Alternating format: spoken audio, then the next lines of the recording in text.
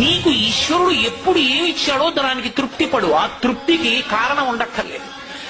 ఆకలి సరిగ్గా లేదని 1000 రూపాయల మందులు వేసుకుని ఏడుస్తున్న వాళ్ళు కోట్ల మంది ఉన్నారు. వేల పట్టున ఆకలేస్తోంది, సంతోషించు. దాహం వేస్తే మంచినీళ్లు లోపలికి వెళ్ళక మధ్యలో కన్నం పెట్టి గొట్టం పెడితే ముక్కులోంచి పోసుకుంటున్న వాళ్ళు ఉన్నారు. గుటుక్కు నీళ్లు తాగితే లోపలికి ఎడుతున్నాయి, సంతోషించు. రాత్రి తిని పడుకుంటే పొద్దుడికి కడుపులో పోట్లు వచ్చి జీర్ణం అవక ఏడుస్తున్న వాళ్ళు 1,00,000 మంది ఉన్నారు. తిన్నది గుండ్రాయి అయినా సరే తెల్లారేటప్పటికి జీర్ణం అయిపోతోంది, సంతోషించు. పడుకుంటే నిద్ర పట్టక చారుడు మాత్రలు వేసుకు పడుకుంటున్న వాళ్ళు ఉన్నారు. కలగడా మీద చెయ్యట్టుకుని పడుకుంటే నిద్ర పడుతోంది. పుస్తకం ఉంటే తప్ప మాట్లాడలేని వాళ్ళు ఉన్నారు. వేదిక ఎక్కి కూర్చుని మాట్లాడటం మొదలు పెడితే గంగా ప్రవాహంలో వస్తోంది, సంతోషించు ఈశ్వరుడి కారుణ్యానికి. కొంతమంది కూర్చోలేని వాళ్ళు ఉన్నారు, కూర్చుంటున్నావు. నడవలేని వాళ్ళు ఉన్నారు, నడుస్తున్నావు. చూడలేని వాళ్ళు ఉన్నారు, చూస్తున్నావు. వినలేని వాళ్ళు ఉన్నారు, వింటున్నావు.